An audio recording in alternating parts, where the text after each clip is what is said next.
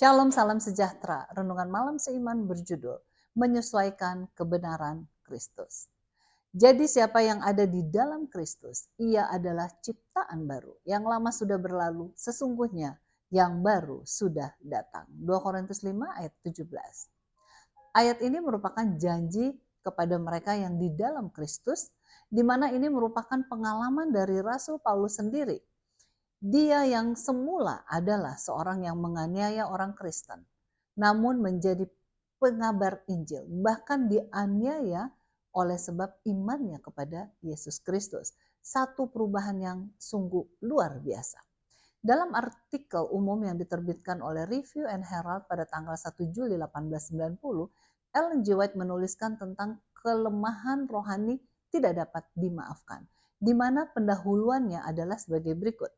Mereka yang percaya sepenuhnya kepada kebenaran Kristus akan memandang Dia dengan iman yang hidup serta mengenal Roh Kristus.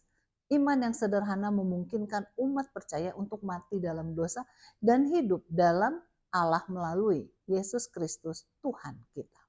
Kita diselamatkan oleh karunia melalui iman dan bukan diselamatkan karena usaha kita sendiri. Itu adalah pemberian Tuhan. Haruskah kita membukakan rahasia berharga ini kepada dunia, di mana dunia pasti akan mencemoohkan kita? 1 Korintus 2 ayat 14 mengatakan, tetapi manusia duniawi tidak menerima apa yang berasal dari Allah.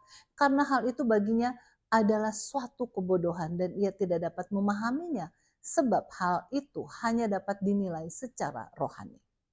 Pada saat Yesus naik ke surga, ia berkata kepada murid-muridnya, Aku akan minta kepada Allah Bapa dan ia akan memberikan kepadamu seorang penolong yang lain, supaya ia menyertai kamu selama-lamanya, yaitu roh kebenaran.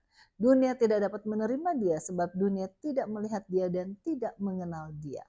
Tetapi kamu mengenal dia sebab ia menyertai kamu dan akan diam di dalam kamu. Dan ia juga berkata, barang siapa memegang perintahku dan melakukannya, dialah yang mengasihi aku. Dan barang siapa yang mengasihi aku, ia akan dikasihi oleh Bapakku. Dan aku pun akan mengasihi dia dan aku akan menyatakan diriku kepadanya. Yohanes 14 ayat 21. Banyak orang menemukan kepuasan berada di dalam doktrin yang tidak benar. Karena tidak ada gangguan atau perbedaan antara mereka dan dunia. Tetapi anak-anak Allah harus membawa kesaksian tentang kebenaran. Tidak hanya melalui tulisan dan suara, tetapi juga melalui roh dan sifat pribadi.